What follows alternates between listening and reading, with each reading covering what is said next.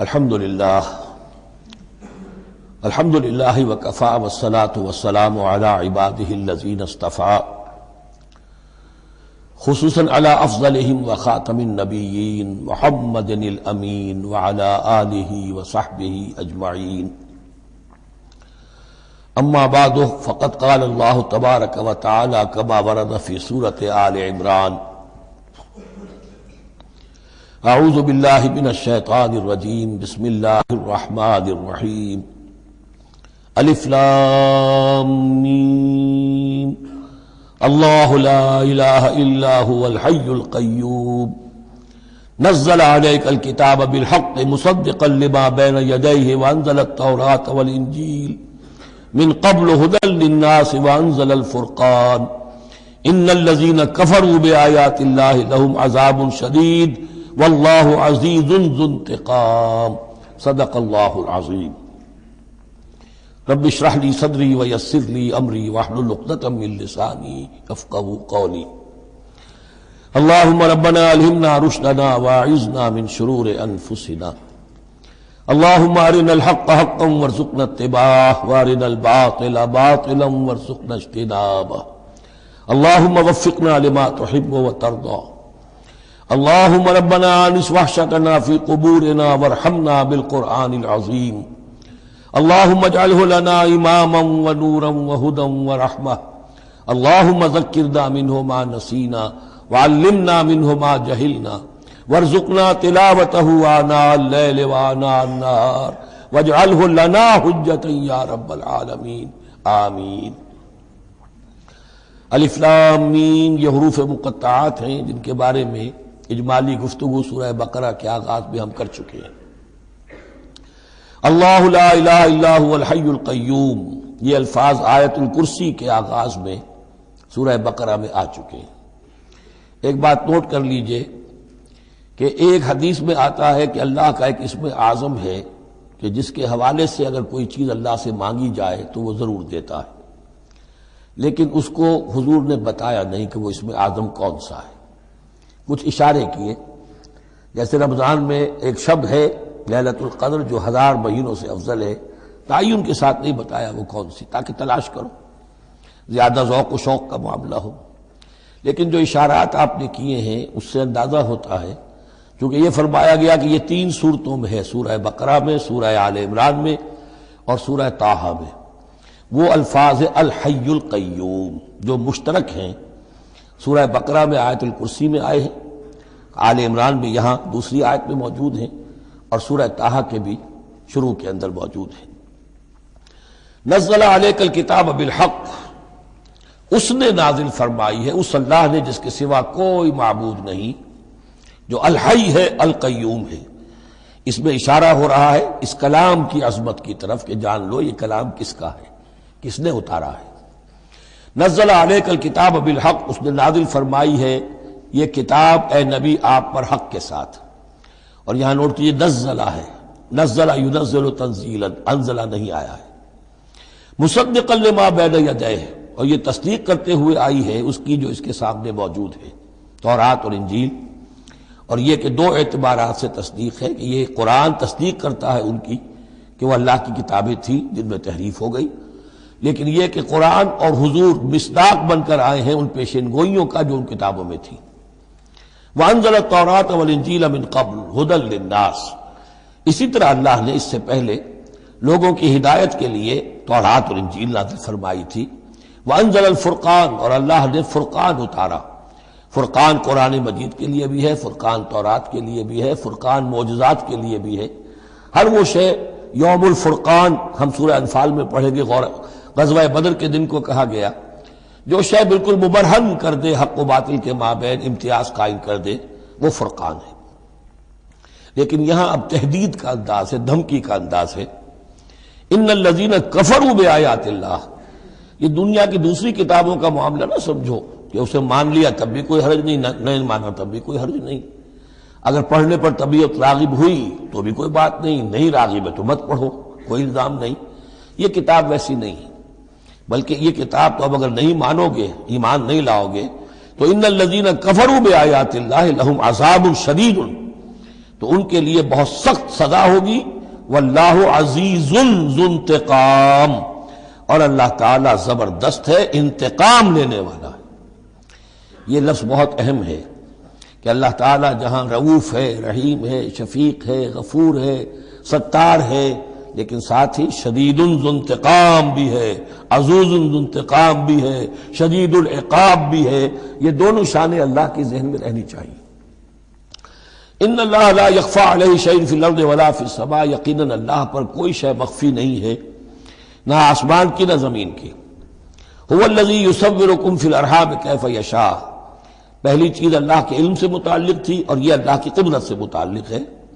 وہی ہے کہ جو تمہاری نقشہ کشی کر دیتا ہے، صورت بنا دیتا ہے تمہاری ماؤں کے رحموں میں جیسا چاہتا ہے. کسی کے پاس چوائس نہیں ہے کہ وہ اپنا نقشہ خود بنائے.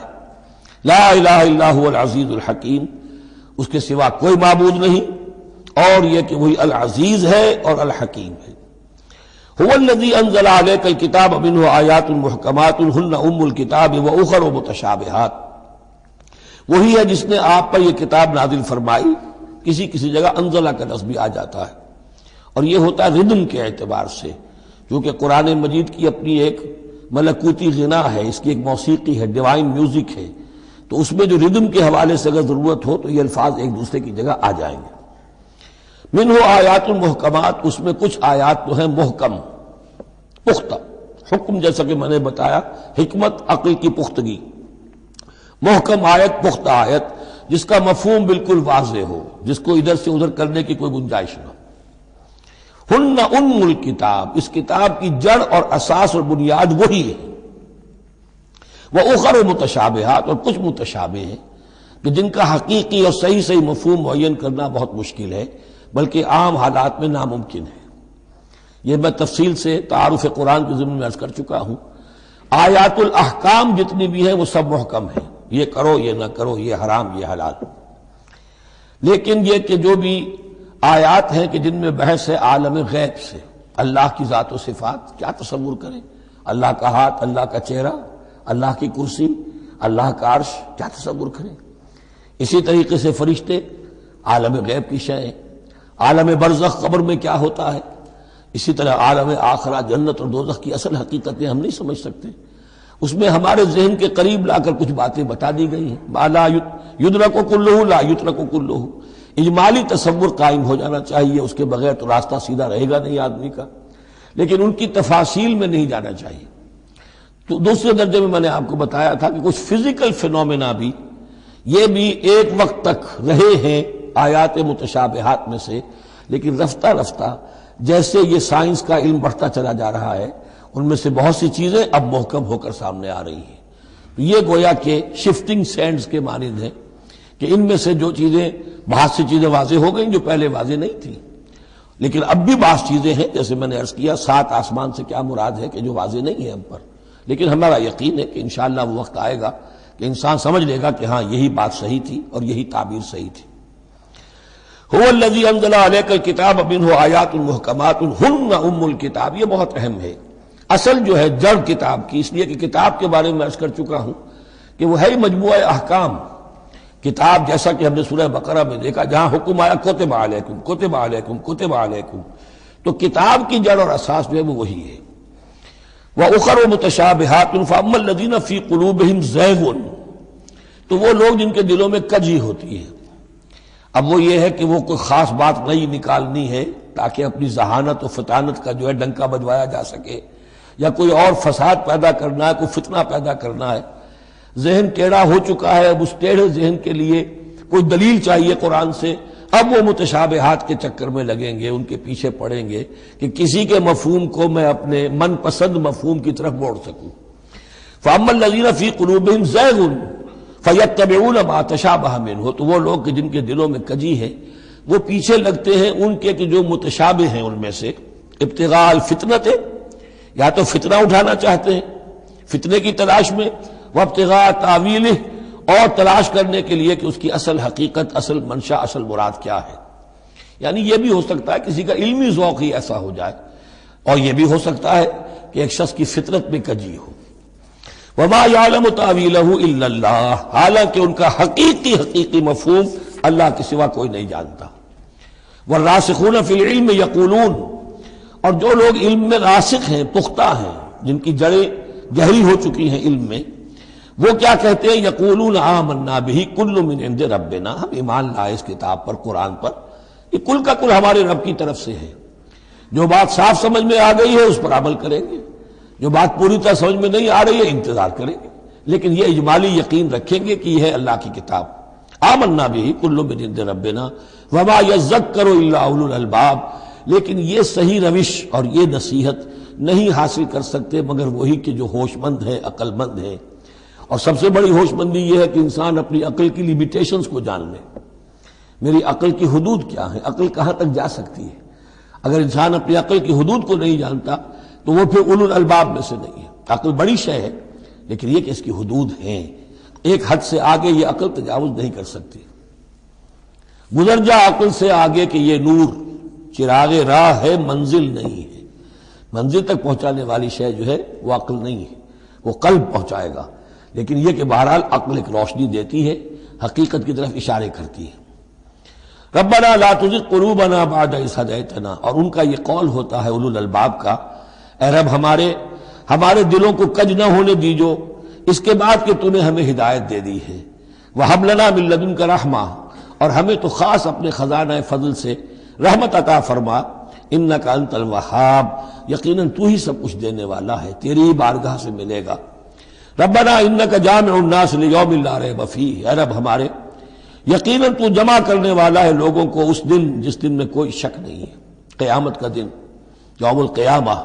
ان اللہ لا یخلف المیعاد، یقیناً اللہ تعالی اس وعدے کے خلاف نہیں کرے گا، اپنے وعدے کی خلاف ورزی نہیں کرتا، لہذا جو اس نے بتایا ہے کہ وہ دن آئے گا وہ آ کر رہے گا۔ ان الذین کفروا لن تغنی عنہم اموالہم ولا اولادہم من اللہ شیئا، اب یہ ذرا تحدی کا انداز ہے، چیلنج کا انداز ہے۔ زمانہ نزول کے اعتبار سے آپ نے نوٹ کر لیا کہ یہ سن 3 میں نازل ہو رہی ہے سورہ مبارکہ غزوہ احد کے بعد، لیکن یہ کہ یہ رکوع جو ہے اس کے بارے میں گمان غالب ہے کہ یہ غزوہ بدر کے بعد نازل ہوئی ہے۔ غزوہ بدر جو ہے اس میں ایک طرف مسلمانوں کو بڑی زبردست فتح حاصل ہوئی تھی تو مسلمانوں کا مورال بہت بلند تھا، لیکن ایسی روایات بھی ملتی ہیں کہ جب مسلمان بدر سے کامیاب ہو کر، غازی بن کر، فتح یاب ہو کر واپس آئے تو جو یہودی قبیلے تھے مدینے کے، ان میں سے بعض لوگوں نے کہا کہ مسلمانوں اتنا نہ اتراؤ، یہ کچھ قریش کے ناتجربہ کار چھوکرے تھے جن سے تمہارا مقابلہ پیش آیا ہے، اگر ہم سے کبھی بات اس کا مقابلہ پیش آیا تو معلوم ہوگا، تب دن میں تارے نظر آئیں گے وغیرہ وغیرہ۔ تو اس پس منظر میں یہ الفاظ کہے جا رہے ہیں کہ نہیں، تمام کفار اسی طریقے سے آخر کار زیر ہوں گے اور اللہ کے دین کو غالب ہونا ہے، واللہ غالب علی امرہ ولکن اکثر الناس لا یعلمون۔ ان الذین کفروا لن تغنی عنہم اموالہم ولا اولادہم من اللہ شیئا، یقیناً جن لوگوں نے کفر کی روش اختیار کی ہرگز نہ بچا سکیں گے انہیں، نہ ان کے مال نہ ان کی اولاد اللہ سے کچھ بھی۔ اولئک ھم وقود النار، اور وہ تو سب کے سب آگ کا ایندھن بنیں گے۔ کداب آل فرعون، تمہاری تو حیثیت ہی کیا ہے، چپندی کا شوربہ۔ آل فرعون کا معاملہ یاد کرو، ان کے ساتھ کیا ہوا تھا، شہنشاہ اور بڑے لاؤ لشکر والا، وفرعون ذی الاوتاد، کداب آل فرعون والذین من قبلہم، اور اسی پر کیا اس سے پہلے ثمود اور عاد جیسی قومیں زبردست جو ہیں اسی جزیرہ نما عرب میں رہی ہیں، کذبوا بآیاتنا، انہوں نے بھی ہماری آیات کو جھٹلایا تھا، فاخذہم اللہ بذنوبہم، تو اللہ نے پکڑا ان کو گناہوں کی پاداش میں، واللہ شدید العقاب، اور اللہ سزا دینے میں بہت سخت ہے۔ قل للذین کفروا، اے نبی کہہ دیجئے ان لوگوں سے جو کفر کی روش اختیار کر رہے ہیں، ستغلبون وتحشرون الی جہنم، تم سب کے سب مغلوب ہو کر رہو گے، دنیا میں مغلوب ہوگے اور پھر جہنم کی طرف گھیر کر لے جائے جاؤ گے، وبئس المہاد، اور وہ بہت برا ٹھکانہ ہے۔ قد کان لکم آیۃ فی الفئتین التقطا، تمہارے لیے ایک نشانی آ چکی ہے ان دو گروہوں میں جو آپس میں جنہوں نے جنگ کی، یعنی بدر کی جنگ ہوئی، اس میں ایک طرف مسلمان تھے ایک طرف مشرکین مکہ تھے، تمہارے لیے نشانی موجود ہے۔ قد کان لکم آیۃ فی فئتین التقطا، فئۃ تقاتل فی سبیل اللہ، اس میں سے ایک جماعت وہ تھی، ایک گروہ وہ تھا جو اللہ کی راہ میں جنگ کر رہا تھا، وہ اخری کافرۃ، اور دوسرا گروہ جو ہے وہ کافر تھا. یرونہم مثلیہم رأی العین، وہ دیکھ رہے تھے اپنی آنکھوں سے کہ ان سے دگنے ہیں. اب اس کے کئی معنی کیے گئے ہیں. ایک یہ بھی ہے کہ مسلمانوں کو تو کھلا نظر آ رہا تھا کہ ہم سے دگنی فوج ہے، بلکہ 3 گنی تھی. بعض روایات میں ایسا بھی آتا ہے کہ اللہ تعالیٰ نے کفار پہ ایسا رعب طاری کر دیا تھا غزوہ بدر میں کہ انہیں نظر یہ آ رہا تھا کہ مسلمان ہم سے دگنے ہیں. تو ایسا ہو جاتا ہے، انسان کی سماعت اور بصارت پر ایسا اثر ہو جائے. تو اللہ تعالیٰ نے یہ کیا، وہ بھی بعض روایات ہیں. واللہ یؤید بنصرہ من یشاء، اور اللہ تائید فرماتا ہے اپنی نصرت سے جس کی چاہتا ہے. ان فی ذلک لعبرۃ، اس میں یقیناً ایک عبرت ہے، سبق آموزی ہے. لأولی الابصار، لیکن یہ عبرت اور سبق آموزی صرف ان کے لیے ہوتی ہے کہ جو آنکھیں رکھتے ہوں، جن کے اندر جو ہے دیکھنے کی صلاحیت موجود ہو. اب یہ آج بڑی اہم آ رہی ہے فطرت انسانی کے اعتبار سے. ظاہر بات ہے کہ چونکہ یہاں خاص طور پر میں نے عرض کیا تھا کہ یہود کی طرف ایک جو ہے وہ ایک روح سخن موجود ہے اہل کتاب کی طرف، اور اس واقعے کے اندر تو خاص طور پر جن لوگوں کے اندر کہ یہ دنیا کی محبت زیادہ شدید ہوتی ہے، تو اس کا ایک اثر بتا رہے ہیں کہ یہ واقعتاً اللہ نے فطرت انسانی میں رکھی ہے. اس لیے کہ یہ دنیا جو ہے اسے اللہ نے چلانا ہے، اس کی رونقیں رکھنی ہے جب تک اس کی مرضی ہے، قیامت تک تو اسے آباد رکھنا ہے. اولاد پیدا ہوگی تو دنیا قائم رہے گی، نسل چلے گی. مرد اور عورت کی ایک دوسرے کے ساتھ کشش ہوگی تو اولاد پیدا ہوگی. اور یہ تمام چیزیں جو ہیں، دولت کی کوئی طلب ہوگی تو آدمی محنت کرے گا، مشقت کرے گا، کمائے گا. تو اس لیے یہ چیزیں فطرت انسانی میں ہیں، یہ بیسک اینیمل انسٹنکٹس ہیں. بس ضرورت اس بات کی ہوتی ہے کہ انسٹنکٹس کو دبا کر رکھا جائے، اللہ کی محبت، اللہ کی شریعت کو اس سے بالا تر رکھا جائے. بس یہ نہیں ہے کہ ان کو ختم کر دیا جائے. سیلف اینیہیلیشن اسلام میں نہیں ہے، یہ رہبانیت ہے کہ اپنے نفس کو کچل دو، ختم کر دو. نہیں، سیلف کنٹرول، اپنے آپ کو کنٹرول میں رکھو. یہ منہ زور گھوڑا ہے نفس انسانی کا، لیکن جتنا طاقتور گھوڑا ہوگا اتنا ہی آپ کے لیے تیز دوڑنا جو ہے وہ آسان ہوگا. لیکن جتنا منہ زور اور طاقتور گھوڑا ہے اتنا ہی اسے قابو میں رکھنے کی ضرورت بھی ہے، ورنہ اگر اس کے رحم و کرم پر سوار آ گیا تو جہاں چاہے گا پٹخنی دے دے گا. تو اس اعتبار سے سیلف کنٹرول ہو، گھوڑا پورا قابو میں ہو. البتہ یہ ہے کہ سیلف کو، اپنے نفس کو، اس کو کچل ڈالنا، سیلف اینیہیلیشن، یہ اسلام میں نہیں. زین للناس حب الشہوات من النساء، مزین کر دی گئی ہے لوگوں کے لیے ایک تو محبت جو ہے، شہوت کی محبت خواتین کے بارے میں. اب دیکھیے یہاں بھی قرآن مجید گویا کہ ایک طرح سے تائید کر رہا ہے فرائڈ کی. اس کے نزدیک سب سے پورٹنٹ فیکٹر جو ہے، سب سے پورٹنٹ جو موٹیو ہے انسان کا، وہ سیکس ہے. اور یہاں بھی اللہ تعالیٰ نے سب سے پہلے اسی کا ذکر کیا ہے. اگرچہ میرے نزدیک ضروری نہیں ہے، اس لیے کہ دوسری جگہوں پر پیٹ جو ہے، معاشی ضرورت یہ اس سے بھی سخت ہو جاتی ہے. لیکن یہ کہ واقعتاً یہ حضور نے بھی فرمایا ہے صلی اللہ علیہ وسلم، ما ترکت بعدی فتنۃ اضر علی الرجال من النساء، میرے بعد اب مردوں کے لیے عورتوں کے فتنے سے بڑا فتنہ اور کوئی نہیں ہے. ان کی محبت جو ہے وہ انسان کو کہاں سے کہاں لے جاتی ہے. بلعام بن باورا یہود کے اندر ایک بہت بڑا عالم اور فاضل شخص تھا، ایک عورت کے چکر میں آ کر اور وہ شیطان کا پیرو بن گیا. وہ قصہ آئے گا سورہ اعراف کے اندر. تو واقعہ یہ ہے، لیکن ایک فطرت کے اندر ہے تو صحیح، محبت تو ہے. زین للناس حب الشہوات من النساء والبنین، اور بیٹے انسان کو بہت پسند ہے، بیٹے ہوں، اس کا نام چلتا رہے، بڑھاپے کا سہارا بنے. والقناطیر المقنطرۃ من الذهب والفضہ، اور یہ کہ خزانے ہوں جمع کیے ہوئے سونے کے اور چاندی کے. والخیل المسومۃ، اور گھوڑے ہوں، بڑے نسل والے گھوڑے جو ہیں جن پر کے نشان لگے ہوئے ہوتے ہیں، پیڈگری ہوتی ہے ان کی. والانعام، اور مویشی ہوں، مال جو ہے پنجاب میں اور سرائکی کے علاقے میں مال کہتے ہی جانوروں کو ہے، ان حیوانات کو ہے مال مویشی. والانعام والحرث، اور کھیتی. ذالک متاع الحیات الدنیا، بس جو نقطۂ اعتدال ہے وہ یہ ہے کہ جان لو یہ ساری چیزیں اس دنیا کی زندگی کا ساز و سامان ہے. اس زندگی کے لیے ضروریات کی حد تک ان سے فائدہ اٹھانا، اس میں کوئی بری بات نہیں. لیکن واللہ عندہ حسن المآب، لیکن اللہ کے پاس ہے اچھا لوٹنا. وہ جو ہے جو اللہ کے پاس ہے اس کے مقابلے میں یہ کچھ بھی نہیں. اگر یہ ایمان بالآخرہ ہے تو پھر تو انسان ان تمام چیزوں کو، اپنے تمام جذبات و میلانات کو ایک حد کے اندر رکھے گا، اس سے آگے نہیں آنے دے گا۔ لیکن اگر ان میں سے کوئی ایک شے بھی اتنی زوردار ہو گئی اس کی محبت کہ آپ کے دل کے اوپر اس کا قبضہ ہو گیا تو بس آپ گئے، اب وہی ند ہے، وہی اب آپ کا معبود ہے، چاہے وہ دولت ہو چاہے وہ کوئی اور شے ہو، وہ اب آپ کا معبود بن جائے گی۔ قُلْ أَنَبِّئُكُم بِخَيْرٍ مِّن ذَلِكُمْ، ان سے کہیے کہ کیا میں تمہیں بتاؤں کہ ان تمام چیزوں سے بہتر شے کون سی ہے؟ لِلَّذِينَ اتَّقَوْا عِندَ رَبِّهِمْ جَنَّاتٌ تَجْرِی مِن تَحْتِهَا الْأَنْہَارُ خَالِدِینَ فِیہَا، وہ لوگ کہ جو اپنے رب کا تقوی اختیار کرتے رہے۔ تقوی یہی ہے کہ اپنے نفس کا بھی حق ہے دو، ان لنفسک علیک حقا، لیکن ناجائز راستے سے نہیں۔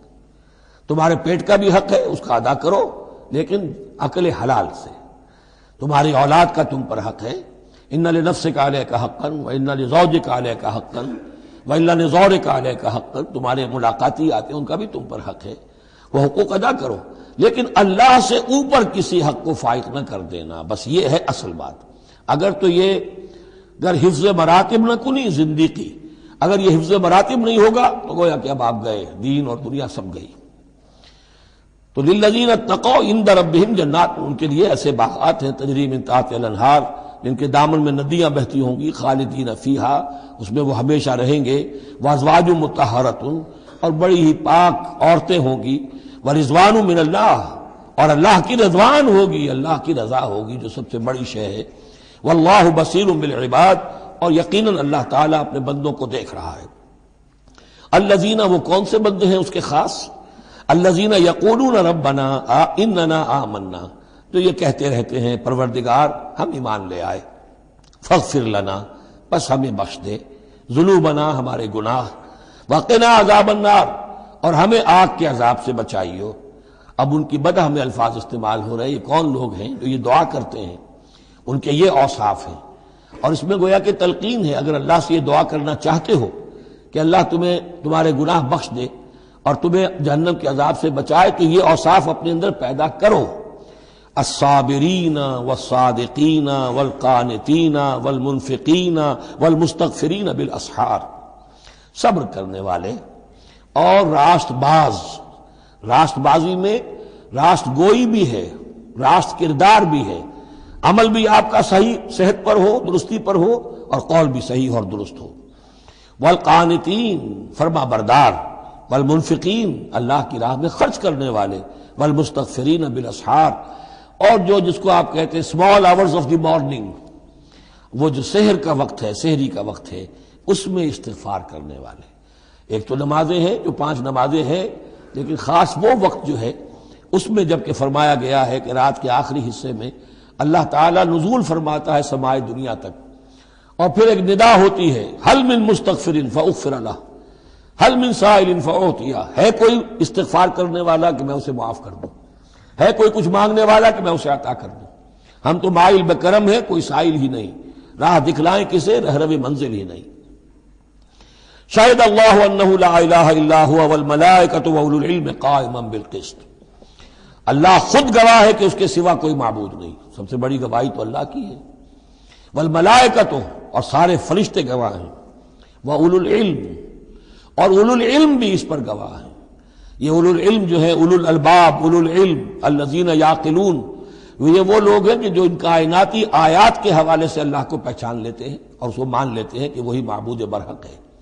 جو ہم نے 20ویں رکوع کی پہلی آیت پڑھی تھی سورہ بقرہ کی، ان فی خلق السماوات والارض واختلاف اللیل والنہار والفلک التی تجری فی البحر بما ینفع الناس، اور اس کے تمام بہت سے فینومینا آف دی نیچر بیان کر کے لآیات لقوم یعقلون، تو جو یعقلون ہیں، جو اولو الالباب ہیں، اولو العلم ہیں، وہ بھی گواہ ہیں کہ اللہ کے سوا کوئی معبود نہیں۔ لیکن یہاں جو اہم ترین لفظ ہے وہ اب آ رہے ہیں، قائما بالقسط، وہ قسط اور عدل کا قائم کرنے والا ہے۔ وہ جو میں نے کل عرض کیا تھا کہ ہم بھی سمجھتے ہیں کہ اللہ عدل قائم کرتا ہے اور عدل کرے گا، البتہ یہ کہ اہل سنت کے نزدیک یہ کہنا جو ہے سوء ادب ہے کہ اللہ پر عدل کرنا واجب ہے، اللہ پر کسی شے کا وجوب نہیں، لیکن اللہ کو عدل پسند ہے، اللہ کو واللہ یحب المقسطین، اللہ خود بھی عدل فرمائے گا۔ لا الہ الا هو العزیز الحکیم، اس کے سوا کوئی معبود نہیں ہے، وہ زبردست ہے، کمال حکمت والا۔ ان الدین عند اللہ الاسلام، دین تو اللہ کے نزدیک پسندیدہ اور اللہ تعالیٰ کے ہاں منظور شدہ دین ایک ہی ہے، وہ الاسلام ہے۔ یہ صورت اس اعتبار سے، اور یہ بھی سورہ بقرہ اور سورہ آل عمران کے حوالے سے آپ سمجھ لیجئے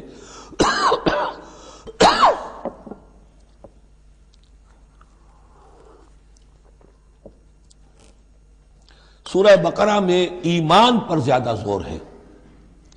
آمن الرسول بما انزل الیہ من ربہ، ایمانیات، شروع میں بھی ایمانیات، درمیان میں آیا بر میں ایمانیات۔ اس سورہ مبارکہ میں اسلام پر زیادہ زور ہے۔ اب ان دونوں میں بھی ایک نسبت ہے خاص، جس کو بھی تفصیل میں جانے کا موقع نہیں ہے۔ ان الدین عند اللہ الاسلام، آگے چل کر آیت آئے گی وَمَن يَبْتَغِ غَيْرَ الْإِسْلَامِ دِينًا فَلَن يُقْبَلَ مِنْهُ، اگر کوئی شخص اسلام کے سوا کسی دین کو قبول کرے گا وہ اس کی جانب اللہ کے ہاں منظور نہیں ہوگا۔ وَمَا اخْتَلَفَ الَّذِينَ أُوتُوا الْكِتَابَ إِلَّا مِن بَعْدِ مَا جَاءَهُمُ الْعِلْمُ بَغْيًا بَيْنَهُمْ، یہ اسلام ہمیشہ سے چلا آ رہا ہے، حضرت آدم سے اسلام چلا آ رہا ہے۔ یہ وہی آیات جو تھی آیت الاختلاف، اس کا گویا کہ خلاصہ آ گیا۔ اور جن لوگوں نے اختلاف کیا ہے، یہ پگڈنڈیاں نکالی ہیں، غلط راستوں پر مڑ گئے ہیں، تو یہ اس کے بعد کہ ان کے پاس علم آ چکا تھا، اور اصل سبب بغیم بینہم، ضدم ضدہ، دی ارتھ ٹو ڈومینیٹ۔ ومن یکفر بآیات اللہ، اور جو کوئی اللہ کی آیات کا انکار کرتا ہے، فإن اللہ سریع الحساب، تو اللہ تعالیٰ کو حساب لیتے دیر نہیں لگے گی، وہ بڑی تیزی کے ساتھ حساب لے لے گا۔ فإن حاجوک، پھر اے نبی اگر یہ آپ سے محاجہ کرتے ہیں، حجت بازی کرتے ہیں، دلیل بازی کرتے ہیں، مناظرے کرتے ہیں، فقل، تو آپ تو آخری بات کہہ دیجئے دو ٹوک، فقل اسلمت وجہی للہ ومن اتبعنی، دیکھو بھائی میں نے تو اپنا چہرہ اللہ کے سامنے جھکا دیا ہے، اور انہوں نے بھی جو میرا اتباع کر رہے ہیں، ہم نے ایک راستہ اختیار کر لیا، لکم دینکم ولی دین، ہمارا یہ راستہ، تم جدھر جانا چاہتے ہو جاؤ، جس پگڈنڈی پر مڑنا چاہتے ہو چلے جاؤ، جس کھائی میں گرنا چاہتے ہو جاؤ، دفع ہو جاؤ۔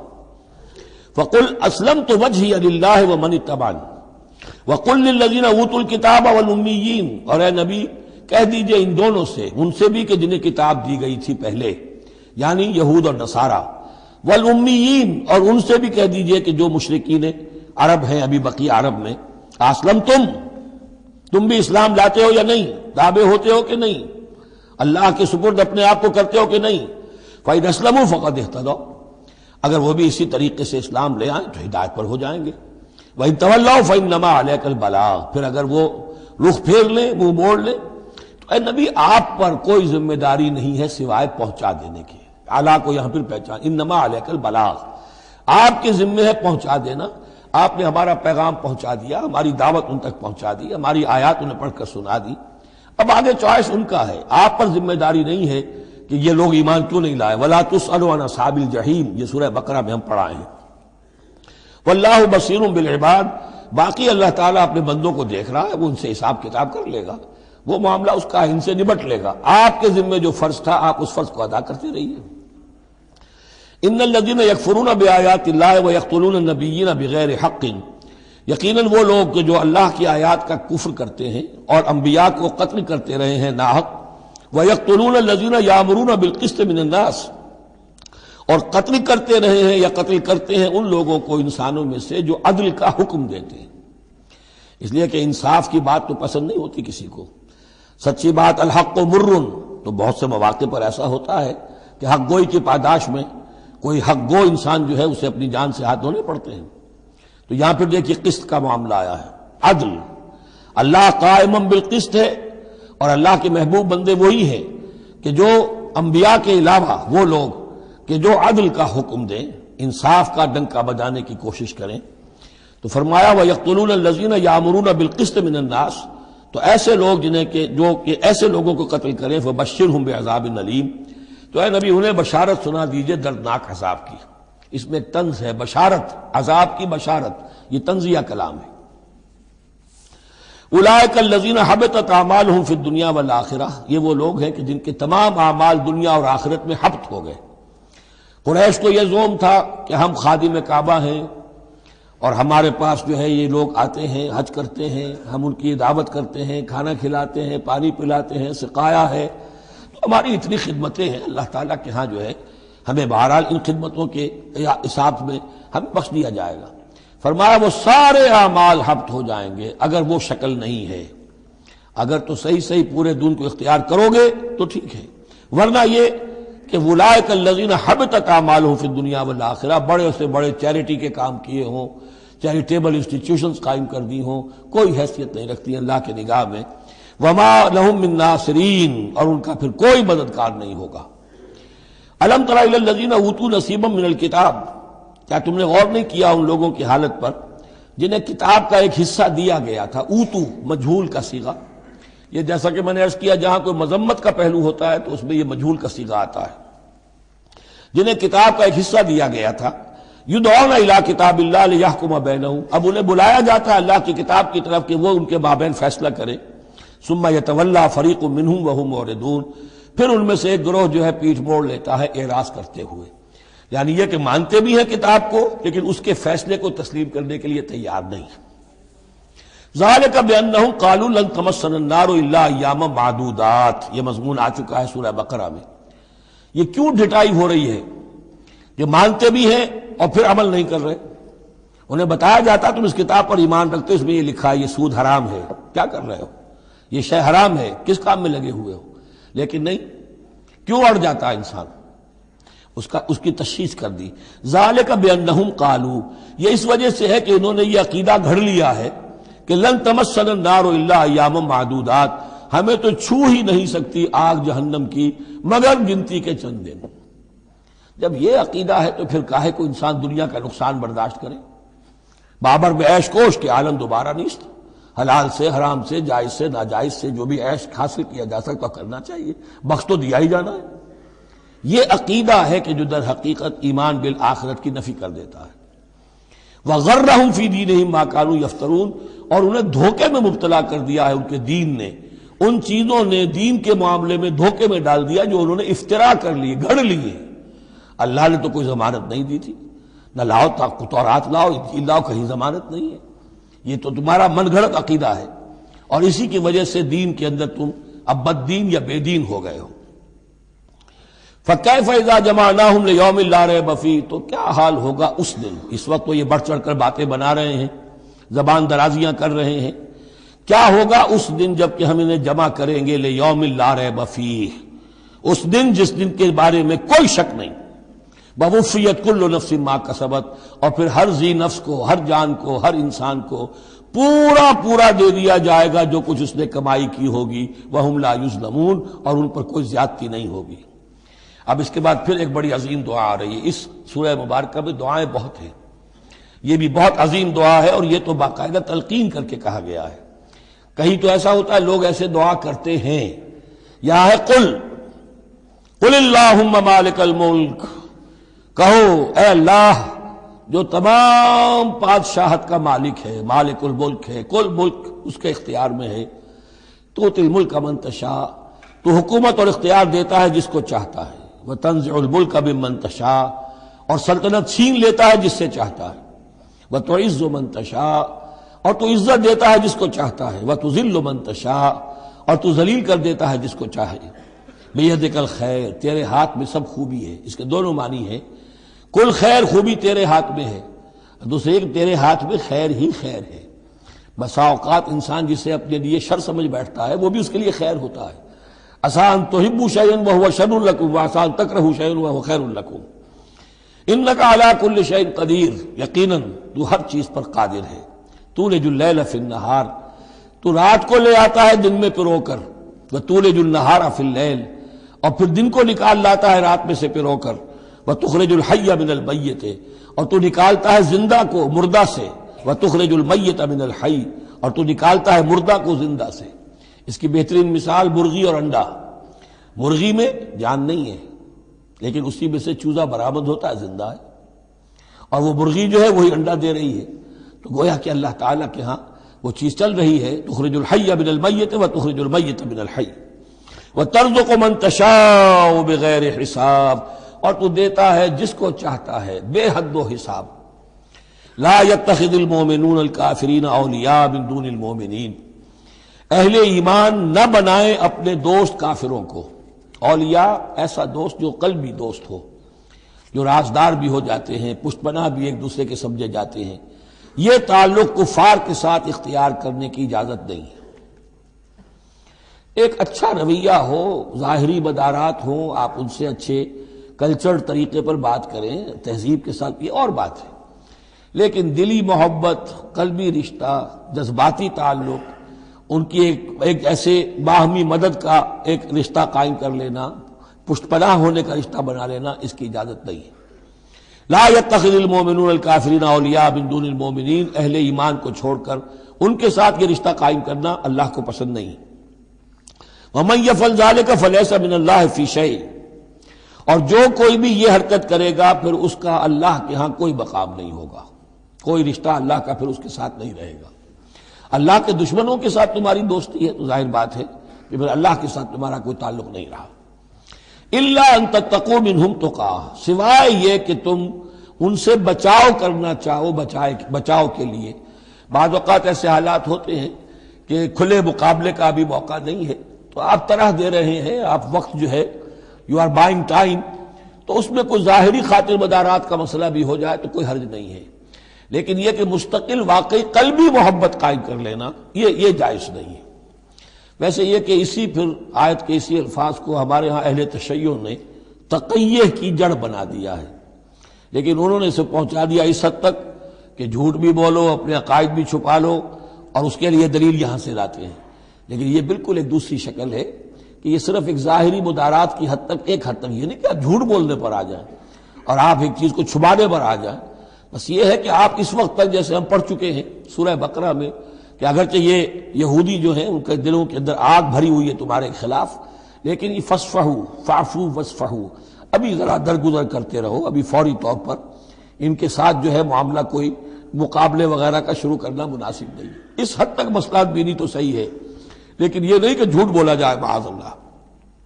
وَيُحَذِّرُكُمُ اللَّهُ نَفْسَهُ، اور اس میں بھی اب اور نرمی کر دی، اللہ تمہیں ڈراتا ہے اپنے آپ سے، اللہ سے ڈرو، یعنی کسی اور سے ڈر کر خواہ صرف خاطر مدارات کر لینا بھی صحیح نہیں ہے، لیکن یہ کہ بہرحال ضرورت ہے، کسی وقت مصلحت ہے تو کرو، لیکن یہ کہ اصل تمہارے دل میں خوف اللہ کا رہنا چاہیے۔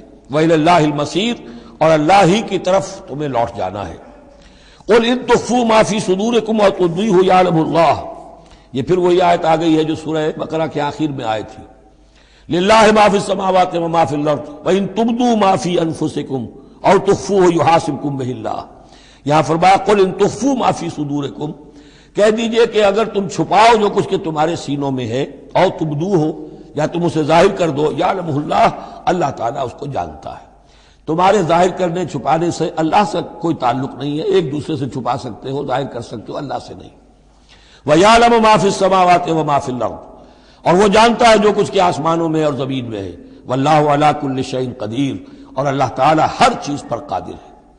یوم تجد کل نفس ما عملت من خیر محضرا، اس دن کا تصور کرو جس دن ہر جان، ہر نفس موجود پائے گا، حاضر کیا ہوا پائے گا ہر وہ عمل جو اس نے کیا ہوگا۔ فمن یعمل مثقال ذرۃ خیرا یرہ ومن یعمل مثقال ذرۃ شرا یرہ، یوم تجد کل نفس ما عملت من خیر محضرا وما عملت من سوء، جو نیکی کی ہوگی اسے بھی موجود پائے گا، اور جو بدی کمائی ہوگی وہ بھی موجود پائے گا۔ تود لو ان بینہا وبینہ امدا بعیدا، اور ہر جان یہ چاہے گی، ہر انسان یہ چاہے گا کہ کاش میرے اور میرے اعمال نامے کے درمیان بڑا فاصلہ آ جائے، میں اسے دیکھوں بھی نہ، میری نگاہ بھی اس پر نہ پڑے۔ وَيُحَذِّرُكُمُ اللَّهُ نَفْسَهُ، اور اللہ ڈرا رہا ہے تمہیں اپنے آپ سے، یعنی تقویٰ رکھنا ہے تو اس کا کرو، ڈرنا ہے تو اس سے ڈرو، خوف کھانا ہے تو اس سے کھاؤ۔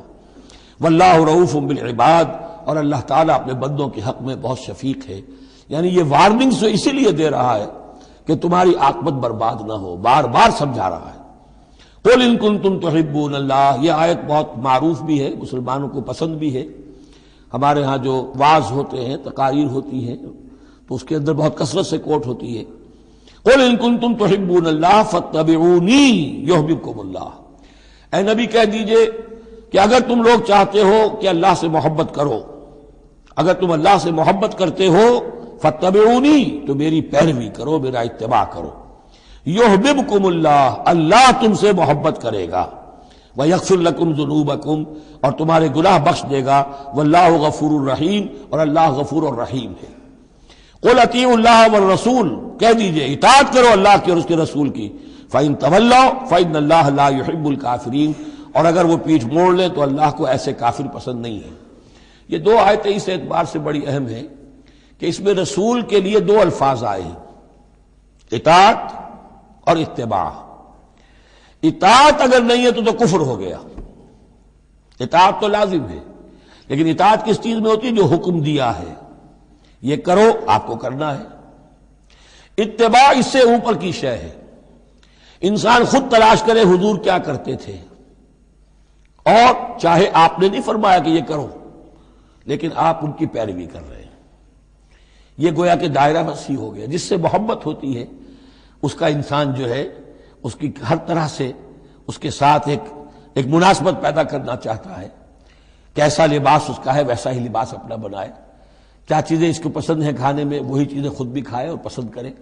تو یہ چیزیں جس کا حکم نہیں ہے، جیسے کہ ایک صحابی کا واقعہ آتا ہے کہ وہ ایک مرتبہ آئے اور انہوں نے اس وقت یہ دیکھا، ایک ہی مرتبہ آئے ہوں گے کہیں باہر سے بدو صحابی، کہ حضور کے کرتے کے بٹن لگے ہوئے نہیں تھے۔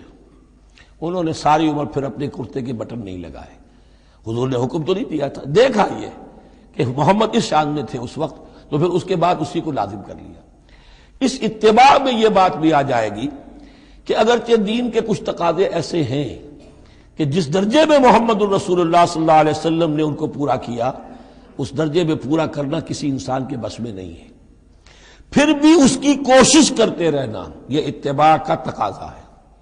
مثلا حضور نے کوئی مکان نہیں بنایا، حضور نے کوئی جائیداد نہیں بنائی، حضور نے جیسے ہی وحی کا آغاز ہوا کوئی دنیاوی کام نہیں کیا، کوئی تجارت نہیں کی، ایک ایک لمحہ اپنی توانائی کی ایک رمق وہ لگا دی کس کام کے لیے؟ اللہ کے دین کی دعوت اور اللہ کے دین کی اقامت، اس کو قائم کرنے کے لیے۔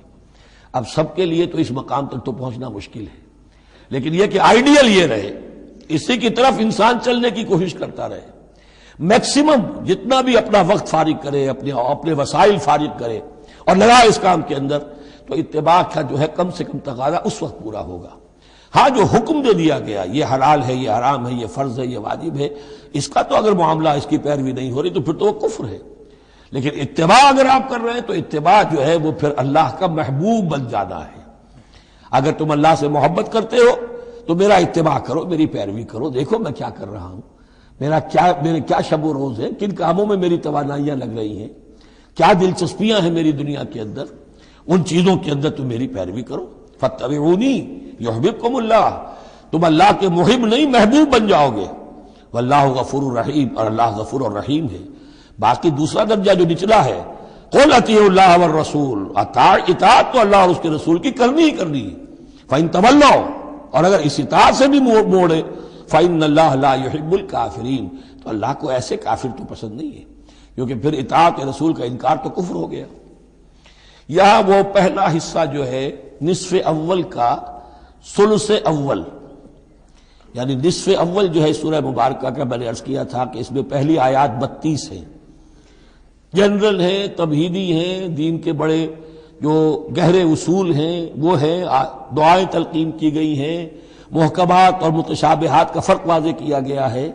لیکن اب دوسرے حصے میں سارا خطاب جو ہے وہ براہ راست عیسائیوں سے ہے، اور انہیں بتانا یہ ہے کہ حضرت عیسیٰ کو جو تم نے معبود بنا لیا، یا تو تثلیث کی شکل دے دی ٹرینٹی، یا گاڈ انکارنیٹ بنا دیا۔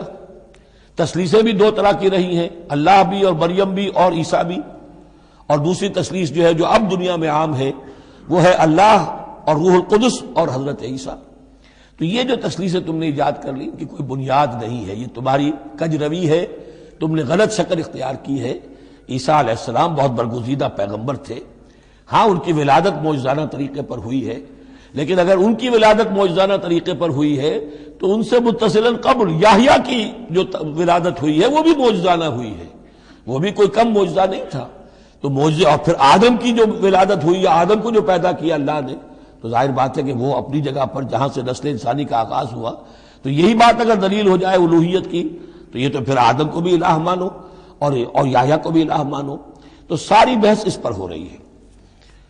ان اللہ اصطفیٰ آدم و نوحا وآل ابراہیم وآل عمران علی العالمین، یقیناً اللہ نے چن لیا آدم کو اور نوح کو اور آل ابراہیم کو اور آل عمران کو تمام جہان والوں پر، تمام جہانوں پر نہیں، تمام جہان والوں پر۔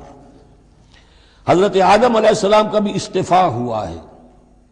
اس میں کچھ ان لوگوں کے لیے دلیل بنتی ہے جو سمجھتے ہیں کہ جو تخلیق آدم ہے اس میں پہلے کوئی سپیشیز وجود میں آئی تھی، اور اس سپیشیز، اس نوع کے ایک فرد کو اللہ نے چن کر اس میں پھر اپنی روح پھونکی ہے تو وہ آدم بن گئے، تو وہ بھی سلیکٹڈ تھے۔ استفاء کے معنی ہوتا ہے کسی میں سے چن لینا، بہرحال ایک عام معنی بھی ہو جاتے ہیں، پسند کر لینے کے معنی بھی ہو سکتے ہیں۔ ان اللہ اصطفیٰ آدم و نوحا، اور پھر نوح کو پسند کیا، آل ابراہیم، ابراہیم کے گھر کو، ان کے خاندان کو، وآل عمران۔ عمران جو ہے بنی اسرائیل کی تاریخ میں دو عظیم شخصیتوں کے نام ہیں، ایک تو حضرت موسیٰ کے والد کا نام بھی عمران تھا، اور ایک حضرت مریم کے والد کا نام بھی عمران تھا۔ حضرت عیسیٰ کے نانا عمران ہوئے اور حضرت موسیٰ کے والد عمران تھے۔ یہاں پہ غالباً حضرت موسیٰ کے والد مراد ہیں، لیکن چونکہ آگے سارا معاملہ حضرت مریم کا آ رہا ہے تو شاید عین ممکن ہے کہ یہاں پر اشارہ ان کے نانا کی طرف ہو۔ ذریۃ بعضھا من بعض، اور یہ سب جو ہے ایک دوسرے کی نسل سے ہیں، ایک دوسرے کی اولاد سے ہیں۔ نوح حضرت آدم کی اولاد سے ہیں، ابراہیم حضرت نوح کی اولاد سے ہیں، پھر ان کے پورا خاندان بنی اسماعیل بنی اسرائیل یہ ان کی اولاد میں سے ہیں۔ واللہ سمیع علیم، اللہ سمیع اور علیم ہے۔ اس قالت امرأۃ عمران رب انی نذرت لک ما فی بطنی محررا فتقبل منی۔ اب یہ جو عمران کی بیوی ہیں یعنی حضرت مریم کی والدہ، یہ بہت نیک عورت تھیں، بہت ہی متقی، نیک، زاہد۔ ان کو حمل ہوا تو انہوں نے پروردگار سے ایک منت مانی، نظر مانی، رب انی نذرت لک ما فی بطنی، جو میرے پیٹ میں جو بھی بچہ اے اللہ تو پیدا فرما رہا ہے میں تیری ہی نظر کرتی ہوں، یعنی دنیاوی کوئی ذمہ داریوں کا بوجھ اس پر نہیں ہم ڈالیں گے، اور ہیکل کی خدمت کے لیے، دین کی خدمت کے لیے، تورات کی خدمت کے لیے اس کو وقف کر دیں گے، ہم اپنا بھی کوئی بوجھ ان پر نہیں ڈالیں گے، اس توقع میں کہ اللہ بیٹا عطا کرے گا۔ محررن کے مطلب ہے اسے آزاد کر دیں گے، تحریر آزاد کر دینا، حر سے، کہ کوئی ذمہ داری اس پر نہیں ہوگی، اسے ہم خالص کر دیں گے تیرے دین کی خدمت کے لیے اور ہیکل کی خدمت کے لیے۔ فتقبل منی، تو اے اللہ میری اس نظر کو تو قبول فرما لے، شرف قبول عطا فرما۔ انک انت السمیع العلیم، یقیناً تو سب کچھ سننے والا اور سب کچھ جاننے والا ہے۔ فلما وضعتها قالت رب انی وضعتها انثی، اب جب وضع حمل ہوا تو پھر اس نے کہا اے اللہ یہ تو میں ایک بیٹی جن گئی ہوں، یعنی میری تو یہاں بیٹی ہو گئی ہے، میں تو امید میں تھی کہ بیٹا آئے گا تو اس کو جو ہے میں وقف کر دوں گی۔ اس وقت تک ہیکل کے خادموں میں کسی خاتون کو، لڑکی کو قبول نہیں کیا جاتا تھا۔ واللہ عالم بما وضعت، اللہ فرما رہے کہ اللہ بہتر جانتا تھا کہ کیا اس نے جنا ہے، اسے کیا پتا کیسی بیٹی جنی ہے۔ ولیس الذکر کالانثی، اور کہاں ہوگا کوئی بیٹا اس بیٹی جیسا۔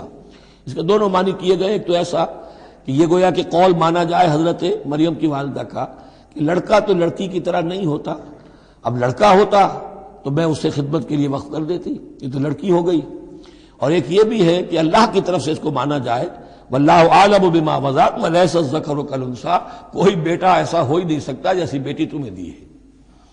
وَإِنِّي سَمَّيْتُهَا مریم، اور وہی اب ان کا کلام شروع ہوا ان کی والدہ کا، مریم کی، میں نے اس کا نام مریم رکھا ہے۔ وَإِنِّي أُعِيذُهَا بِكَ، اور اے اللہ میں اسے تیری پناہ میں دیتی ہوں، وَذُرِّيَّتَهَا، اور جو بھی اس کی اولاد ہو، نسل ہو، اس کو بھی تیری پناہ میں دیتی ہوں، من الشیطان الرجیم، مردود شیطان کے حملے سے، کہ اللہ ان کو، مریم کو بھی اور اس کی آنے والی اولاد کو بھی تو بہت ہی اپنی حفاظت میں رکھیو، شیطان سے بچائیو۔ فتقبلها ربها بقبول حسن، تو قبول فرما لیا انہیں، یعنی حضرت مریم علیہ السلام کو ان کے رب نے بڑی ہی عمدگی کے ساتھ، قبول حسن، شرف قبول عطا فرمایا بڑی ہی خوبصورت انداز میں۔ وانبتها نباتا حسنا، اور ان کی پرورش کی بہت ہی عمدہ طریقے پر، بہت اعلیٰ طریقے پر۔ وکفلها زکریا، اور ان کو کفالت میں دے دیا، تربیت میں دے دیا حضرت زکریا کے۔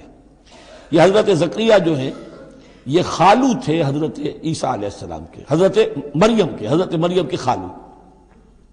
تو ہم ان کی تحویل میں، اور وہ اس وقت کے چیف کاہن تھے، chief priest of the temple, ہیکل سلیمانی کے وہی نبی بھی تھے اور وہی وہاں کے سب سے بڑے جو ہیں، جو آج کل ہم سمجھتے ہیں مجاور وغیرہ، تو وہ مقام ان کا کاہنوں کا ہوتا تھا. وَكَفَّلَهَا زَكَرِيَّا كُلَّمَا دَخَلَ عَلَيْهَا زَكَرِيَّا الْمِحْرَابَ، جب کبھی بھی زکریا ان کے پاس جاتے تھے محراب میں، وجد عندها رزقا، وہ دیکھتے تھے محراب حجروں کی شکل کے اندر جو جیسے بنے ہوتے ہیں مسجدوں کے ساتھ، تو ایسے ایک حجرہ ان کو دے دیا گیا کہ یہ اللہ کے لیے نظر کی گئی ہے اور ان کو قبول کر لیا گیا ہے، تو اب ان کے لیے یہاں پر یہ حجرہ ہے، اس میں وہ رہتی ہیں. لیکن جب بھی وہ حجرے میں جاتے تھے تو دیکھتے تھے ان کے پاس کھانا، میوے رکھے ہیں بغیر موسم کے. اور بعض لوگوں کی رائے یہ بھی ہے کہ یہاں سے مراد مادی کھانا نہیں ہے بلکہ علم و حکمت، کہ جب حضرت زکریا ان سے بات کرتے تھے تو یہ کہ انہیں حیران رہ جاتے تھے کہ اس لڑکی کو یہ اس قدر حکمت کہاں سے مل گئی، اتنی معرفت کہاں اس کو حاصل ہوئی. قال یا مریم انا لک ھذا، وہ پوچھتے اے مریم یہ تمہیں کہاں سے چیزیں ملتی ہیں، یہ کھانے کہاں سے آ جاتے ہیں، یہ بے موسمی پھل کہاں سے آ جاتے ہیں، یا یہ علم و حکمت کی باتیں تمہیں کیسے معلوم ہوتی ہیں. قالت هو من عند اللہ، تو وہ کہتی تھی یہ سب اللہ کی طرف سے ہے، اس کا فضل ہے، اس کا کرم ہے. ان اللہ یرزق من یشاء بغیر حساب، یقیناً اللہ تعالیٰ جس کو چاہتا بغیر حساب عطا کرتا ہے. ہنالک دعا زکریا ربہ، ہنالک یہ بالکل اس طرح سے دیر اینڈ ڈن، جب یہ مشاہدہ ہوا حضرت زکریا کو تو انہوں نے بھی ایک دعا کی اپنے پروردگار سے. ہنالک دعا زکریا ربہ رب قال رب هب لي من لدنك ذرية طيبة، اے اللہ مجھے بھی بڑی کوئی پاکیزہ اولاد عطا کر دے. بہت بوڑھے ہو چکے تھے، ان کی اہلیہ جو ہیں وہ بھی بہت بوڑھی ہو چکی تھی، ضعیفہ تھی اور ساری عمر بانجھ رہی تھی، لاولد تھے. یہ ساری تفصیل پھر سورہ مریم کے اندر مزید کھل کر آئے گی، اس لیے کہ یہی مضامین وہاں بیان ہوئے تھے مکی دور میں، جبکہ ہجرت حبشہ کے لیے مسلمان گئے تھے تو وہاں جا کر سورہ مریم کی آیات جو ہیں وہ پھر حضرت عبداللہ ابن جعفر نے پڑھ کر سنائی تھی. اس مناسبت سے یہ مضامین آپ کو سورہ مریم میں بھی ملیں گے. ساری عمر بوڑھے رہے اور بے اولاد رہے، لیکن اب وہ ایک دبی ہوئی خواہش، چنگاری، وہ بھڑک اٹھی، اے اللہ اس بچی کو تو یہ کچھ دے سکتا ہے تو تیری قدرت ہے مجھے بھی ذریۃ طیبہ، پاکیزہ اولاد عطا فرما. انک سمیع الدعاء، یقیناً تو دعا کا سننے والا ہے. فنادت الملائکۃ، تو فرشتوں نے انہیں پکار کر کہا، ندا کی. وہو قائم یصلی فی المحراب، اور وہ کھڑے ہوئے نماز پڑھ رہے تھے اپنی محراب میں، ان کا بھی حجرہ تھا. ان اللہ یبشرک بیحییٰ، اللہ تعالیٰ تمہیں بشارت دیتا ہے زکریا یحییٰ کی، مصدقا بکلمۃ من اللہ، جو تصدیق کرے گا ایک ایسے شخص کی جو اللہ کا خاص کلمہ ہوگا، یعنی حضرت عیسیٰ. کلمۃ منہ، یہ بعد میں باتیں آئیں گی. وسیدن، اور سردار ہوگا. وحصورا، اور تجرد کی زندگی گزارے گا. ونبیا من الصالحین، اور نبی ہوگا صالحین میں سے. یہاں نوٹ کر لیجئے کہ آخری مدح کا لفظ جو حضرت یحییٰ کے لیے آیا ہے وہ نبی ہے، نبیا من الصالحین. قال رب انا یکون لی غلام، ابھی خود دعا کر رہے تھے لیکن غالباً اس کی بڑی توثیق چاہ رہے ہیں اللہ سے، ری ایشورنس. کہا پروردگار میرے ہاں کیسے بیٹا ہو جائے گا، وقد بلغنی الکبر، جبکہ میں انتہائی بوڑھا ہو چکا ہوں. وامرأتی عاقر، اور میری بیوی جو ہے بانجھ رہی ہے. قال کذلک اللہ یفعل ما یشاء، تو انہوں نے کہا کہ اللہ نے فرمایا کہ اللہ کرتا ہے اسی طرح، یا فرشتوں نے جواب دیا جو چاہتا ہے کرتا ہے، اسے اسباب کی احتیاج نہیں ہے، اسباب اس کے محتاج ہیں، اللہ اسباب کا محتاج نہیں ہے. قال رب اجعل لی آیہ، انہوں نے عرض کیا پروردگار میرے لیے کوئی نشانی مقرر کر دے، مجھے معلوم ہو جائے کہ واقعی ایسا ہونا ہے اور واقعی یہ کلام جو میں سن رہا ہوں تیری طرف سے ہے. قال آیتک الا تکلم الناس ثلاثۃ ایام الا رمزا، اللہ نے فرمایا کہ اب نشانی یہ ہے تمہارے لیے کہ اب 3 دن تک تم لوگوں سے گفتگو نہیں کر سکو گے سوائے اشارے کنائے کے، یعنی قوت گویائی سلب ہو گئی ان کی، اب وہ بول نہیں سکتے تھے 3 دن تک. وَاذْكُرْ رَبَّكَ كَثِيرًا، اپنے دل میں اپنے رب کو یاد کرتے رہو کثرت کے ساتھ. وَسَبِّحْ بِالْعَشِيِّ وَالْإِبْكَارِ، اور تسبیح کیا کرو شام کے وقت بھی اور صبح کے وقت بھی۔ وَإِذْ قَالَتِ الْمَلَائِكَةُ يَا مَرْيَمُ إِنَّ اللَّهَ اصْطَفَاكِ۔ اب دیکھیے یہ حضرت زکریا اور حضرت یحییٰ کا قصہ آ گیا کہ بانجھ بوڑھی عورت کے بطن سے شدید ضعیفی کی عمر میں حضرت زکریا کو اللہ نے یحییٰ جیسا بیٹا دے دیا، تو کیا یہ عام قانون کے مطابق ہے؟ یہ بھی تو معجزہ تھا۔ اسی طریقے سے اس سے ذرا بڑھ کر ایک معجزہ ہے کہ جو حضرت مسیح کا ہے کہ وہاں باپ کا معاملہ نہیں ہے۔ فرمایا وَإِذْ قَالَتِ الْمَلَائِكَةُ يَا مَرْيَمُ، اور یاد کرو جب کہ کہا فرشتوں نے اے مریم، ان اللہ اصطفاک وطہرک واصطفاک علی نساء العالمین، یقیناً اللہ نے تمہیں چن لیا ہے اور تمہیں خوب پاک کر دیا ہے اور تمہیں چن لیا ہے تمام جہان کی خواتین پر۔ یا مریم اقنتی لربک، اے مریم اب اپنے رب کی فرما برداری کرتی رہو، واسجدی اور سجدہ کیا کرو، ورکعی مع الراکعین اور جھکنے والوں کے ساتھ جھکتی رہا کرو، نماز باجماعت کے اندر شریک ہو جایا کرو۔ ذالک من انباء الغیب نوحی الیک، اور یہ غیب کی خبروں میں سے ہے جو اے محمد ہم آپ کو وحی کر رہے ہیں۔ وما کنت لدیہم، آپ تو ان کے پاس موجود نہیں تھے، اذ یلقون اقلامہم ایہم یکفل مریم، جبکہ وہ اپنے قلم پھینک رہے تھے یہ طے کرنے کے لیے کہ ان میں سے کون ہوگا کہ جو مریم کا کفیل ہوگا، کس کی تربیت میں زیر نگرانی، یعنی اور بھی وہاں پریسٹ تھے، کاہن اور بھی تھے، ان سب میں سے ہر ایک چاہتا تھا کہ یہ بچی جو ہے میری تحویل میں ہو، میں تربیت کروں، جسے اللہ کے نام پر جو ہے اس طرح وقف کر دیا گیا ہے۔ لیکن یہ کہ جب وہ اس طریقے سے اپنے قلم پھینک کر کچھ جیسے ہوتا ہے کوئی ذائچہ نکالنا یا کسی طرح کا معاملہ تو طے کر رہے تھے، اس میں اللہ نے حضرت زکریا کا نام نکال دیا تھا۔ تو اے نبی اس وقت تو آپ تو وہاں نہیں تھے، وما کنت لدیہم یختصمون، اور نہ آپ اس وقت تھے جبکہ وہ آپس میں جھگڑ رہے تھے۔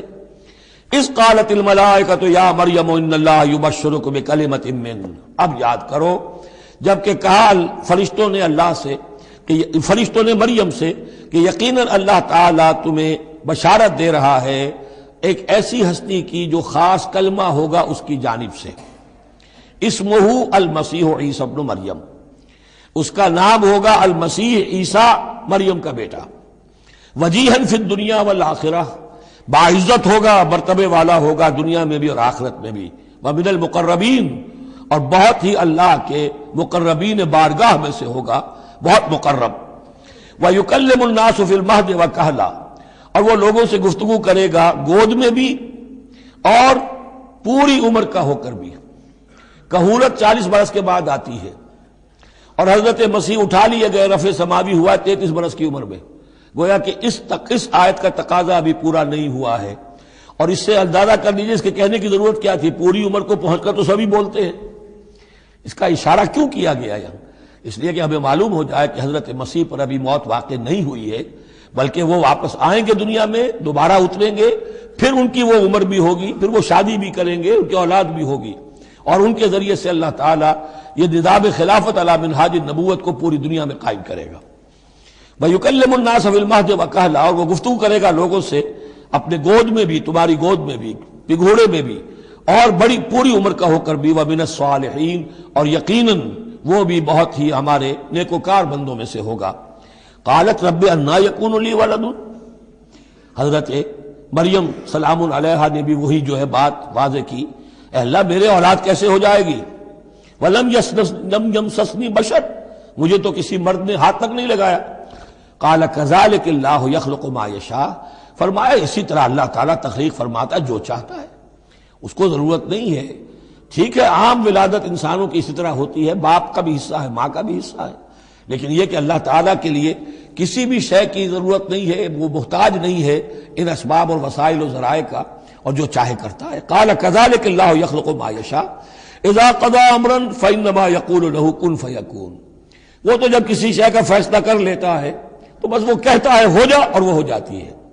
وَيُعَلِّمُهُ الْكِتَابَ وَالْحِكْمَةَ، اور وہ اللہ تعالیٰ اسے سکھائے گا کتاب بھی اور حکمت بھی، وَالتَّوْرَاةَ وَالْإِنْجِيلَ، اور تورات بھی اور انجیل بھی، وَرَسُولًا إِلَىٰ بَنِي إِسْرَائِيل، اور وہ رسول بن کر آئیں گے اسرائیل کی طرف۔ اب یہ جو دو کنٹمپریریز ہیں ان کو نوٹ کر لیجئے کہ حضرت یحییٰ کے بارے میں نبیم من الصالحین پر آ کر بات ختم ہو گئی، اور حضرت عیسیٰ کے بارے میں رسولاً الی بنی اسرائیل، بنی اسرائیل کی طرف رسول ہو کر آئیں گے۔ حضرت یحییٰ صرف نبی تھے، اسی لیے وہ قتل بھی کر دیے گئے۔ حضرت عیسیٰ رسول تھے، رسول قتل نہیں ہو سکتے، اسی لیے ان کو زندہ آسمان پر اٹھا لیا گیا۔ یہ بہت اہم مضمون ہے کہ جو یہاں بھی آپ کو سمجھ لینا چاہیے۔ اس کے بعد ان کے بعد معجزات کا تذکرہ ہے، وہ انشاءاللہ اب اگلی نشست میں پڑھیں گے۔ بارک اللہ لی و لکم فی القرآن العظیم و نفعنی و ایاکم بالآیات والذکر الحکیم۔